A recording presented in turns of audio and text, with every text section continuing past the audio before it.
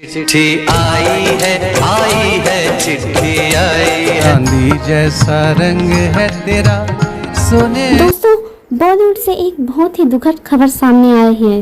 दिग्गज गायक पंकज उधास 72 साल की उम्र में निधन हो गए। यहाँ हम आपको उनकी संघर्ष भरी जिंदगी से रूबरू करवाने जा रहे हैं। बॉलीवुड के दिग्गज गायक पंकज उधास ने दुनिया को अलविदा कह दिया है। सिंगर ने 72 साल की उम्र में अंतिम सांसें ली। इस बात की जानकारी पंकज उधास की बेटी नायाब ने अपने सोशल मीडिया के जरिए सभी को दी। इस खबर को सुनने के बाद पूरे बॉलीवुड में शोक की लहर दौड़ पड़ी है। यहाँ हम आपको उनके करियर के बारे में कुछ अनसुनी बातें बताने जा रहे हैं। 17 मई 1951 को भारत के गुजरात के जैतपुर में जन्मे पंकज उधास ने अपनी गजलों के जरिए फैंस के दिलों पर सालों से राज किया है। लेकिन उनकी सफलता का ये सफर बिल्कुल भी आसान नहीं रहा है। बहुत कम लोग जानते होंगे कि पंकज उधास के पिता और भाई संगीत से जुड़े थे, इसलिए उन्होंने भी इसी में अपना करियर बनाने का फैसला किया। पंकज उधास ने पहला गाना ऐ मेरे वतन के लोगों भारत चीन युद्ध के दौरान गाया था। तब इनको इनाम के तौर पर 51 रुपए ही मिले थे। फिर स्कूल की प्रार्थना सभा में भी पंकज गाया करते थे और जब कॉलेज पहुंचे तो उन्होंने तबला बजाने शुरू किया। इसी दौरान वो पल आया जब पंकज को फिल्म में गाना गाने का मौका मिला। दरअसल जब पंकज उधास सिर्फ 21 साल के थे तो फिल्म मेकर उषा खन्ना ने उन्हें फिल्म कामना में गाना गाने का मौका दिया। फिल्म में पंकज ने तुम कभी सामने आ जाओगे तो गाया तो बहुत ही ज्यादा हिट हुआ और पंकज को इसके जरिए एक पहचान भी मिली। लेकिन अभी भी सफलता सिंगर से काफी दूर थी। इसके बाद उन्होंने छोटे मोटे कार्यक्रमों में गाना गाया, लेकिन बात नहीं बनी। फिर साल 1980 में पंकज उधास की एल्बम आहट रिलीज हुई। ये भी खूब हिट हुई और धीरे धीरे सिंगर को नए नए गाना मिलने लगे।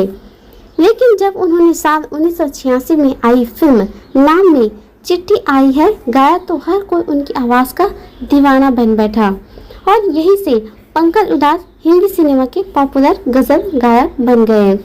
बता दें कि अपने सालों के करियर में पंकज उधास ने फिर तेरी कहानी याद आई, चले तो कट ही जाएगा और तेरी बिन जैसी गजलें गाई। सिंगर की फैन फॉलोइंग सिर्फ देश नहीं बल्कि विदेशों में भी है। दोस्तों, आइए आपको बताते हैं कि पंकज की फरीदा से मुलाकात कैसी हुई थी। पंकज की लव स्टोरी की शुरुआत 70 के दशक में हुई थी। उनकी लव स्टोरी में उनके पड़ोसी का बहुत बड़ा हाथ रहा है। दरअसल पंकज उधास की उनकी पत्नी फरीदा से पहली मुलाकात उनके पड़ोसी ने ही करवाई थी। इस वक्त पंकज उधास ग्रेजुएशन कर रहे थे, वही फरीदा एक एयर होस्टेस थी। पड़ोसी से कराई मुलाकात में पंकज और फरीदा की दोस्ती हो गई थी। इसके बाद दोनों की मुलाकातों का दौर शुरू हुआ। लगातार एक दूसरे के साथ वक्त बिताने के बाद दोनों एक दूसरे के करीब आ गए और एक दूसरे को दिल दे बैठे। दोनों ने जल्द ही शादी करने का फैसला ले लिया था, लेकिन दोनों के बीच धर्म की दीवार आ खड़ी हुई। दरअसल पंकज उधास हिंदू थे और फरीदा पारसी परिवार से ताल्लुक रखती थी। ऐसे में दोनों की शादी में परेशानी आ रही थी। पंकज की फैमिली इस रिश्ते से राजी थी, लेकिन फरीदा के घर वाले उनकी इस शादी से खुश नहीं थे।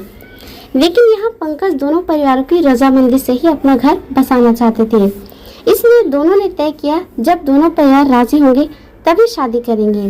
हालांकि कुछ समय बाद फरीदा के घर वालों ने भी शादी के लिए हामी भर दी और दोनों ने शादी कर ली। पंकज उधास और फरीदा की दोनों बेटियां रेवा उधास और नायाब उधास हैं। बता दें कि पंकज उधास के 3 भाई हैं। पंकज उधास इन तीनों में सबसे छोटे थे। उनके दोनों भाई मनहत उधास और निर्मल उधास म्यूजिक फील्ड में ही हैं, इसलिए पंकज का रुझान भी इसी तरफ गया। पंकज ने अपने करियर में कई हिट गाने गाए हैं, जैसे कि चिट्ठी आई है गाना अब तक का उनका सबसे मशहूर गाने में से एक है। तो दोस्तों, ये थे पंकज उधास के बारे में। आपको यह वीडियो कैसी लगी हमें कमेंट कर जरूर बताइए। मिलेंगे नेक्स्ट वीडियो में, तब तक के लिए जय हिंद।